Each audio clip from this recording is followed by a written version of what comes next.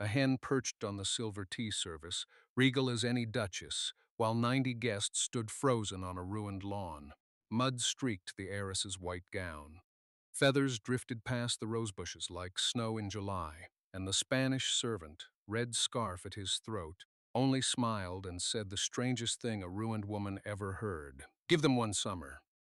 3 weeks earlier, Beatrice Langford had stood at her tall east window, watching dawn gild the empty acres behind her estate. Her late father's steward, old Hollis, lingered with the morning accounts. Land like that ought to feed itself, he murmured, almost to himself. Wealth in the ground, miss, not the safe. Your father forgot which one a bank can't touch. Beatrice had smiled politely and thought nothing of it. She trusted the safe. She trusted appearances. She would learn slowly which one truly held. The Langford estate sat above the valley like a misplaced jewel, 2 stories of pale stone and green shutters that her father had built when the railroad money was new and seemingly endless. Beatrice had inherited all of it at 26. The house, the lawns trimmed to velvet, the imported rosebushes, the long gravel drive, and a debt she did not yet understand. She kept the appearance of wealth the way a careful actress keeps a costume. Every Thursday she hosted a reception, cakes from the city, lemon ices, a string trio on the veranda. The Valley families came to admire her porcelain and envy her drapes, and Beatrice smiled through each afternoon, certain that the safe in her father's study would never empty. It was emptying. The railroad shares had thinned. The mining bonds had soured. Hollis brought her columns of figures she did not wish to read, and she answered every worry the same way. Another reception, another gown, another proof to the valley that the Langfords stood untouched. You need income, miss, Hollis told her plainly one morning. Not display. The eastern fields lie idle. The orchards gone to brush. A working estate could carry itself, but it wants someone who knows the ground.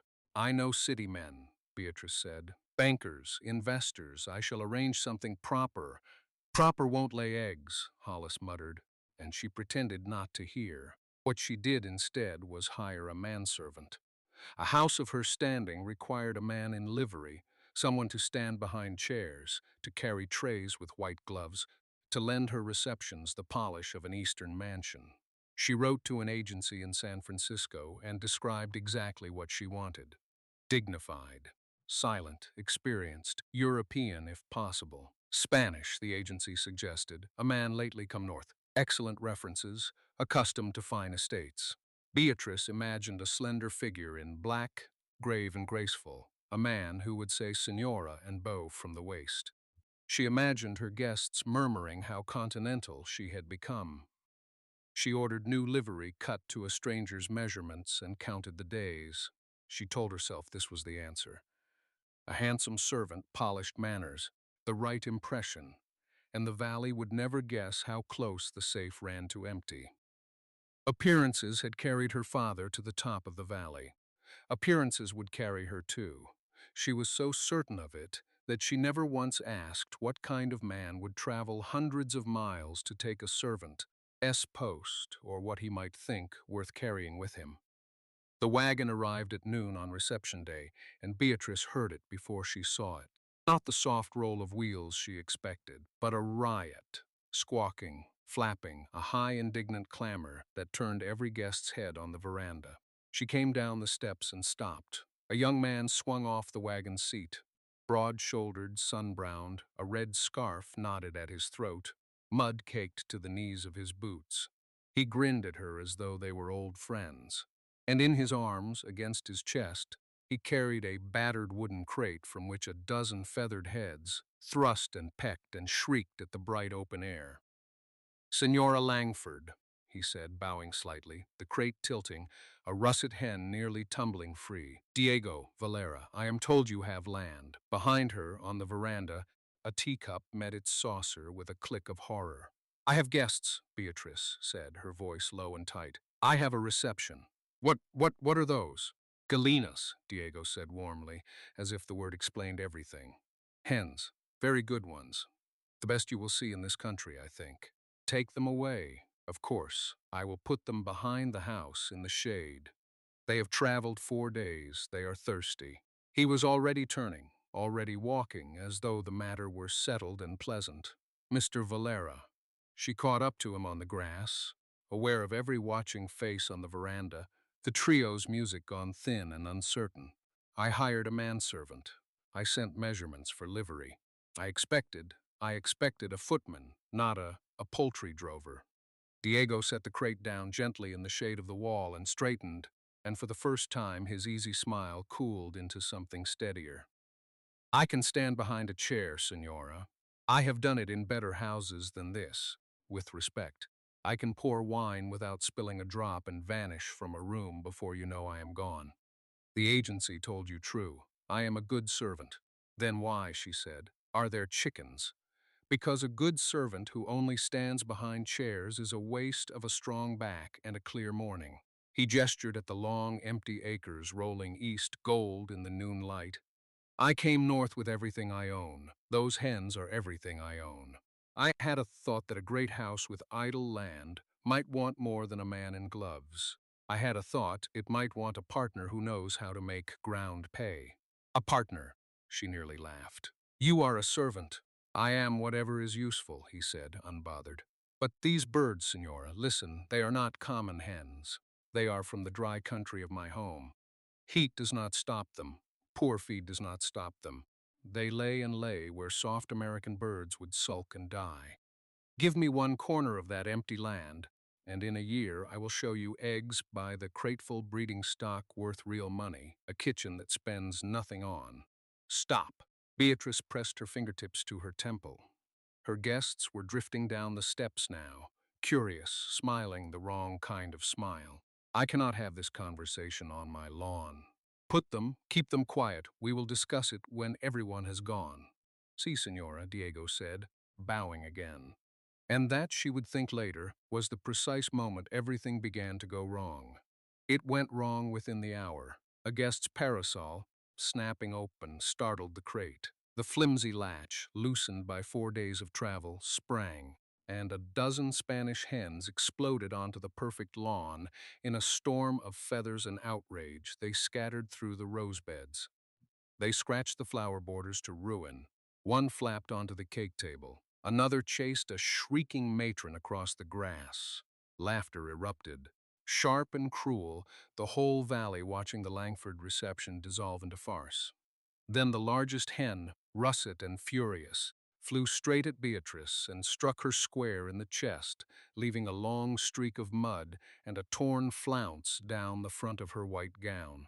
The lawn went silent. Beatrice stood, filthy and shaking, and made her choice. It was old Hollis who reached her first, steadying her elbow as the guests stared. Don't, he said quietly, under the noise. Don't send him off, miss. Not yet. Look at me, she whispered. I'm looking at a man who carried his whole fortune 400 miles because he believed in it. The steward's lined face was unreadable. Your father did the same once, with railroad paper. The difference is, that boy's fortune can't be voted away in a boardroom. It eats, it lays, it grows. He let go of her arm. Sleep on it. That's all I ask, one night. She looked at the chickens, she looked at the ruin. She slept on it. She did not sleep well. By morning the guests were gone, the cake table cleared, and the lawn looked as though a small army had marched across it. From her east window, Beatrice could see Diego already at work, moving among the hens with a calm that infuriated her. He had gathered every one of them overnight, coaxed them, he later explained, with a low whistle and a handful of grain, and now they pecked contentedly inside a makeshift pen of crates and rope he'd lashed together by lantern. Light. She dressed in her plainest day gown, which was still finer than anything Diego owned, and went out to dismiss him properly. She found him kneeling in the wet grass, holding an egg up to the light. Look, Senora. He said it without turning, as though he'd heard her step. First morning in a new country, frightened half to death, and still she gives you this. He held it out. Beatrice did not take it. It was brown, speckled, ordinary. It's an egg, she said. It is 40 cents at the city market this time of year for a dozen of this size. He set it carefully in a folded cloth. These 12 hens will give you 8, 9, 10 eggs a day once they settle. Do the arithmetic, Signora. You are an heiress. You can count. She did the arithmetic despite herself and frowned. That is not enough to matter, she said. Not from 12. But 12 becomes 50. 50 becomes 200. And these are not table birds, Signora. They are breeding stock, a setting of eggs from a true Spanish layer, hens that thrive in this heat. Ranchers will pay for those. Other estates. The hatcheries in the city. He stood, brushing his knees. You do not sell eggs. Anyone sells eggs. You sell the bird that lays where others cannot. That is the business no one here understands yet. That is why I came so far. Beatrice opened her mouth to say she had not agreed to any business, and found she had nothing to put in the space. One corner of land, Diego said gently. The useless eastern field, the one nothing grows on. Give it to me for the summer. I will build the yard with my own hands. I will ask you for nothing but feed money, and I will keep an honest account of every cent. If by autumn I have not shown you real profit, I take my hens and go, and you have lost only a patch of dirt you were not using anyway. It was, she thought, an absurd proposal. A servant bargaining like a banker, a reception ruined, a gown destroyed, the whole valley laughing. And yet, the safe in her father's study held less every month. Hollis's columns marched relentlessly toward zero. She had been so busy maintaining the appearance of wealth that she had forgotten wealth was a thing that had to come from somewhere. The eastern field, she said slowly, where nothing grows. Where nothing grows for crops, Diego corrected. Hens do not eat wheat. They eat grass, bugs, scraps, gravel for their stomachs. That field is poison to a plow and paradise to a chicken. You see waste. I see free feed. He smiled, and this time it did not anger her. You see embarrassment, Senora. I see your future. We are looking at the same dirt. She gave him the summer. She told herself it was only to be rid of the noise, to keep him too busy to humiliate her again, to call his bluff so she could dismiss him with a clear conscience in the autumn. She did not tell herself the truer thing, that old Hollis's words had lodged in her like a splinter, can't be voted away in a boardroom, because she was not yet ready to admit the safe might fail her. Diego went to work that very afternoon. She watched him from the window, then from the veranda, then, telling herself she was only inspecting her property, from the edge of the eastern field itself. He worked without livery, sleeves rolled, the red scarf damp at his neck, and he worked the way a man works who is building something he believes in. He dug post holes in the hard ground. He split rails. He hauled water from the spring in 2 buckets balanced on a yoke, again and again, until the hens had a trough that never ran dry. He sang while he worked, low Spanish songs she did not understand in a voice that were carried across the dry grass. By evening, the frame of a hen yard stood where there had been nothing at all, and Beatrice, watching the sun go down behind the bones of it, felt something she had not felt since her father died. Curiosity. And underneath it, very small, the first thin thread of hope. July unfolded, and the eastern field changed. Diego built it like a craftsman, not a laborer. The hen yard rose in clean lines, a low hen house raised off the ground on stones so the damp would not rot it, nest boxes along one wall, a slatted run where the birds could scratch in the sun but stay safe from hawks and foxes. He whitewashed it. He even, to Beatrice's astonishment, painted the door green to match the house shutters. So it belongs, he said when she remarked on it. It is not a shame hidden behind the great house. It is part of the estate. A person should be proud of what feeds them. The hens flourished exactly as he had promised. By mid-July, the 12 birds were laying 9 and 10 eggs a day. Diego kept his account in a small black book, every figure neat. Eggs gathered, eggs eaten in the house. Eggs sold quietly to the valley families who had laughed 3 weeks before, and now sent their cooks around the back with baskets and coins. The Spanish eggs had richer yolks, deep orange, and word traveled. The same matron who had fled shrieking across the lawn now paid a premium for a dozen a week and pretended she had never run. Beatrice found herself walking out to the field each morning. She told herself she was checking on her investment. In truth, she liked it there.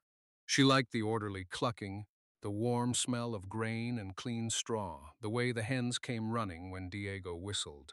He had names for several of them. Reina, the great russet hen who had ruined her gown, was the boldest and the best layer, and Diego treated her like visiting royalty. "She is the one who introduced us," he said gravely, and Beatrice laughed before she could stop herself. It startled them both. She had not laughed in a long while. He taught her things she had never imagined wanting to know. How to tell a good layer by the breadth of her body and the brightness of her comb. How to candle an egg against a lantern to see whether a chick was forming inside. How the hens established an order among themselves, a whole society with its rules and its quarrels. She, who had spent her life managing the delicate society of the valley's drawing rooms, found the henhouse society easier to admire and harder to fool. One evening she came out to find Diego setting eggs under three broody hens, birds, gone motherly, fluffed and fierce, who wanted nothing but to sit. "In 3 weeks," he said, "we will have chicks. In 5 months, those chicks will lay. This is how 12 becomes 50, Senora, without spending a dollar. The hens build the business themselves. We only keep them fed and safe and let them do what they were made to do. And then you have breeding stock.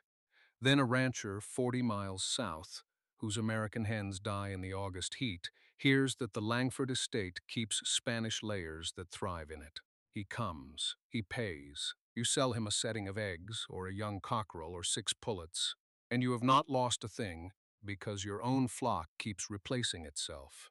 He closed the lid of the nest box softly. "Land that pays you and grows at the same time. There is no banker's paper that does this." Hollis took to joining them in the evenings. The old steward, who knew the valley's every account and grudge, began to see the shape of it before Beatrice did. He brought Diego the names of ranchers and hotel cooks. He helped keep the black book. And one night over the new green door, Beatrice overheard him say something to Diego that she was not meant to hear. "She's coming back to life out here, son. I worried after her father went. All she had left was the show of things." A pause. "Don't mind the valleys laughing. Let them laugh all the way to your bank." Beatrice slipped away before they saw her, her face warm.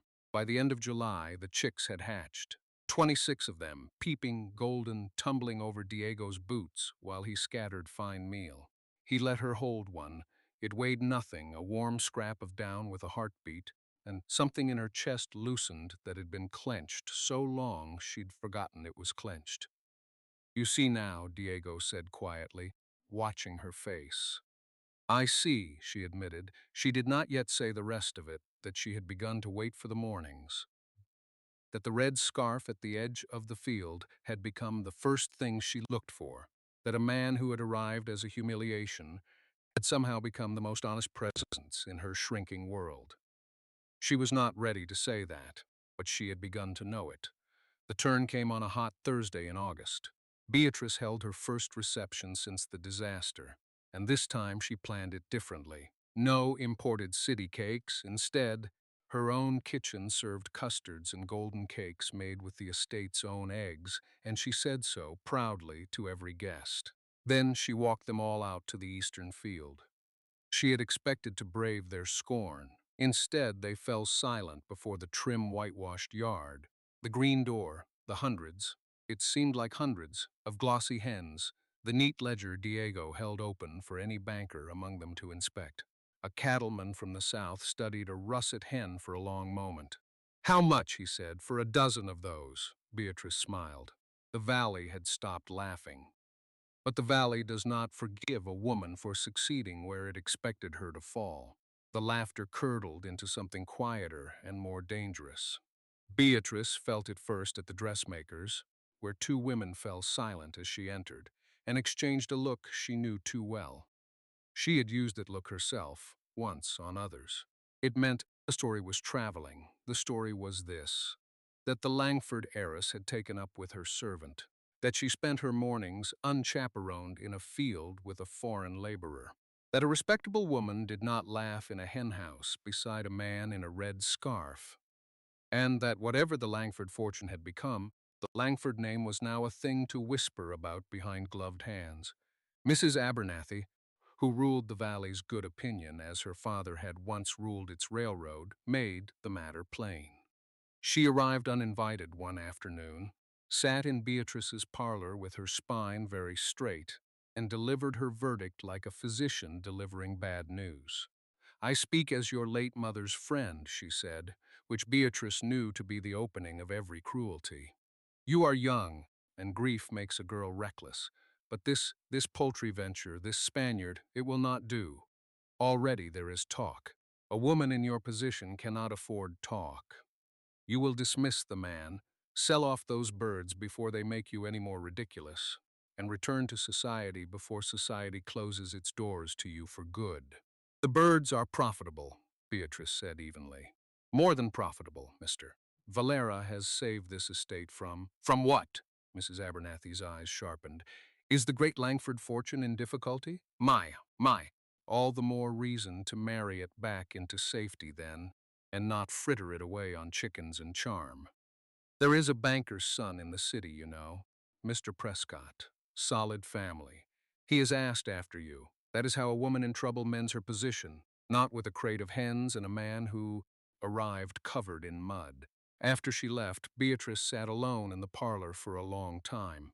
The threat beneath the words was clear. The valley's doors could close. And a woman whose fortune was quietly failing could not survive being shut out. Her remaining credit, her standing, the very reputation that let the bank extend her one more season. All of it rested on the good opinion Mrs. Abernathy controlled. Diego's hens might earn her money, but Mrs. Abernathy could cost her everything else all at once. That evening she did not go out to the field. Diego noticed. The next morning, when she finally came, he was waiting by the green door with a strange new gravity. "You did not come yesterday," he said. "I had matters in the house." Mrs. Abernathy's carriage was in the drive. He said it gently, not as an accusation. "I have been a servant a long time, Senora. I know what such visits are about. They are about me." Beatrice could not meet his eyes. "It is nothing, valley gossip. It is not nothing if it makes you afraid to walk to your own field." He set down the feed pail. "I do not want to be the thing that costs you your place among your people. That is a real thing to lose. I know what it is to be far from home, to have no one. I would not wish it on you." "Then what do you suggest?" The words came out sharper than she meant. "That you go?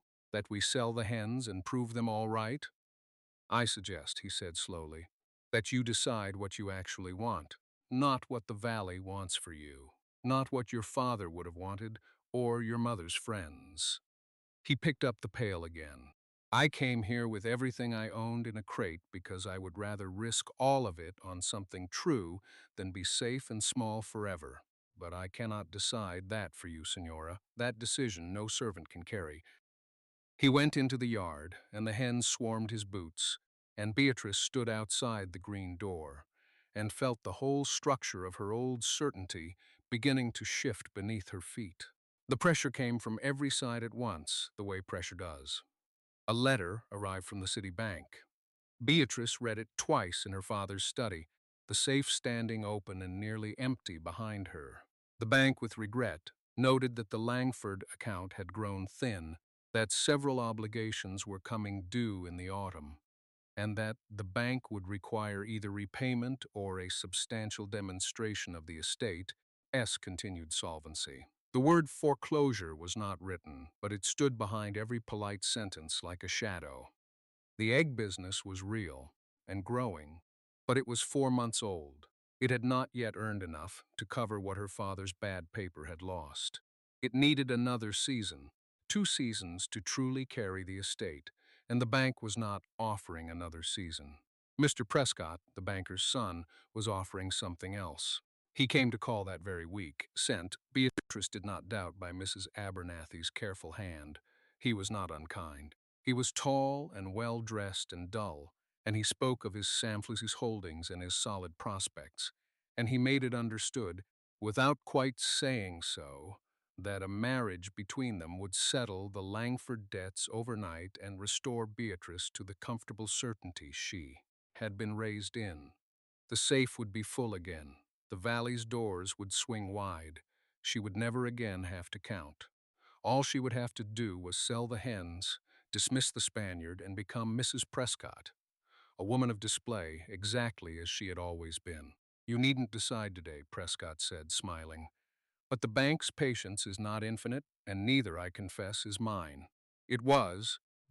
Beatrice understood a kind of foreclosure, too. That night she walked out to the eastern field under a sky thick with stars. The henhouse was dark and quiet, the birds asleep on their roosts, Rena a dim russet shape in the corner. She had come, she realized, not to inspect anything.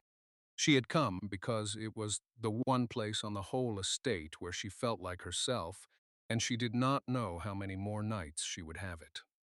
Diego found her there. He slept in a small room he'd built onto the back of the henhouse, and he came out in his shirt sleeves, the red scarf gone, looking younger and more uncertain than she had ever seen him. "You should not be out here alone at night," he said. "It will give them more to talk about." "Let them talk." But her voice broke on it, and she pressed her hand to her mouth. "Senora." He came closer, careful, keeping a respectful distance.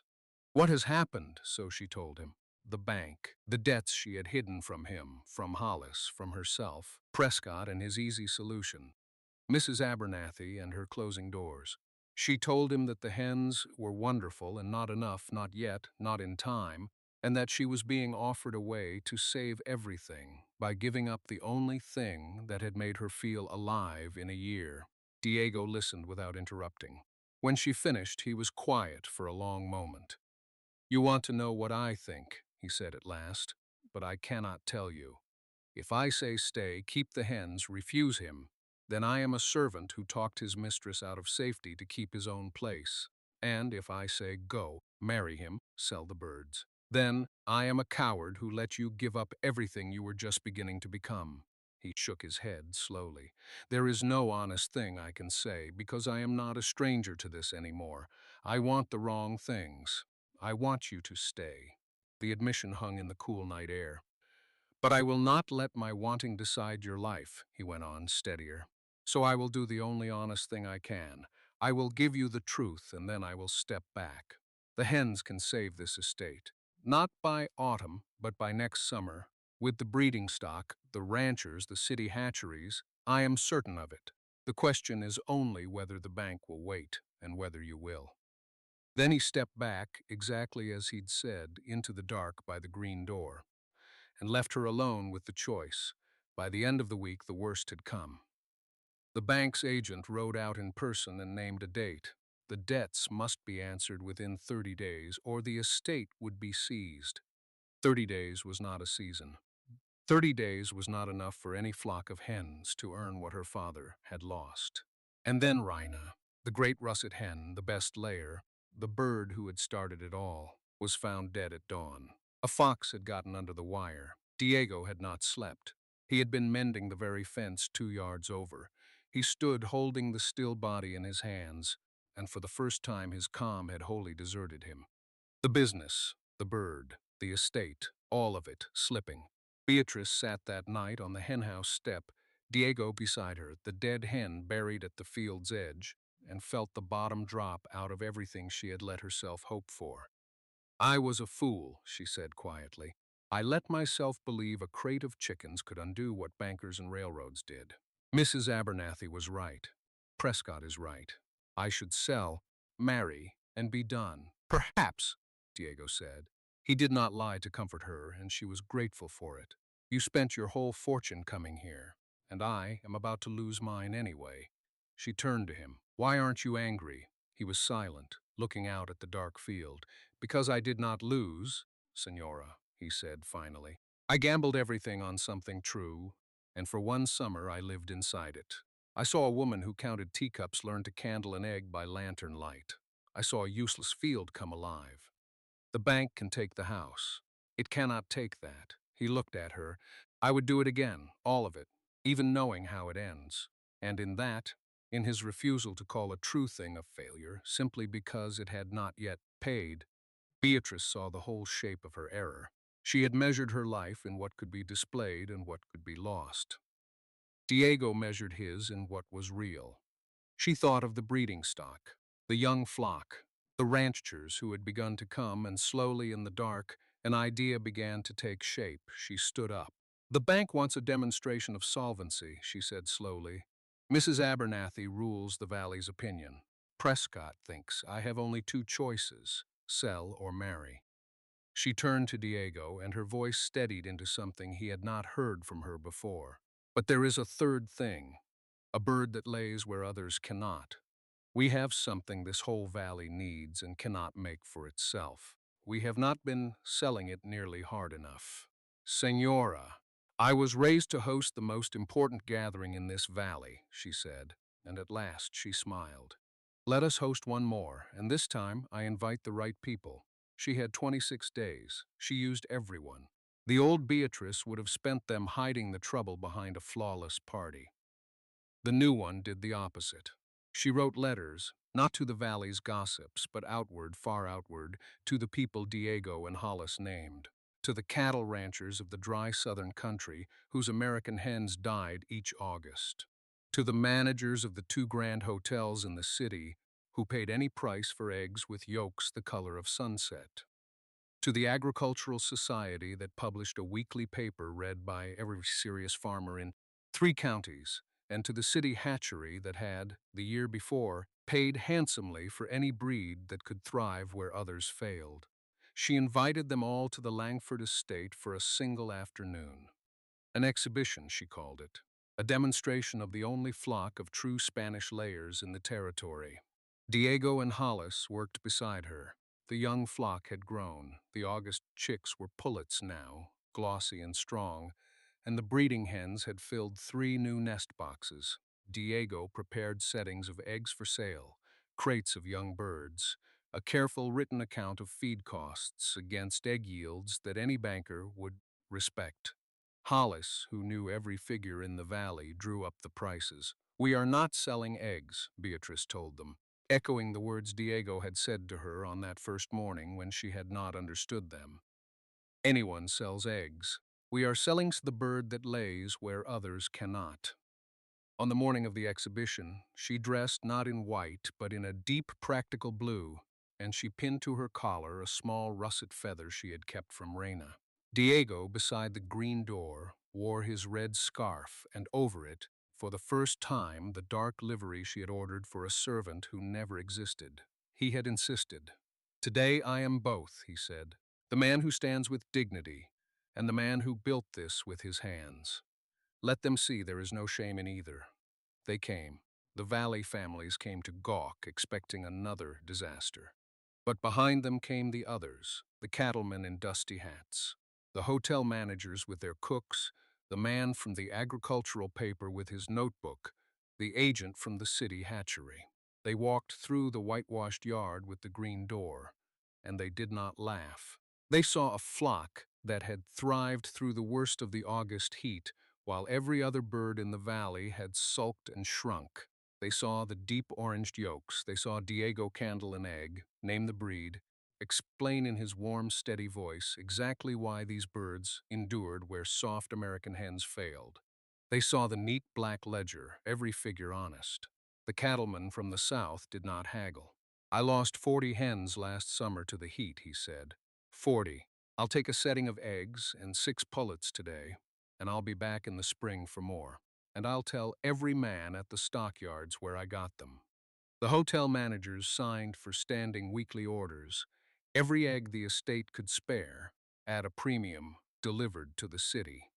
The agricultural papers man filled 3 pages of his notebook and asked to print an account of the Langford flock, and the hatchery agent, the most important guest of all, made an offer that made even Hollis go quiet. A contract to buy breeding stock at a fixed price, season after season, for as long as the estate could supply it. It was not one sale. It was a business. The kind that grew on its own, that replaced itself, that no boardroom vote and no fox under the wire could undo. The kind no banker could take away. When the figures were totaled at the end of that single afternoon, with the contracts and the standing orders and the breeding sales, Hollis added them 3 times to be sure. Then he looked up at Beatrice with something bright in his old eyes. "It's enough, miss," he said quietly. "Not just for the bank. It's enough to carry the estate clear and to grow it season on season. Your father's fortune was paper. This one eats and lays and walks around the yard." He almost laughed. "This one's yours." Mrs. Abernathy had come, of course.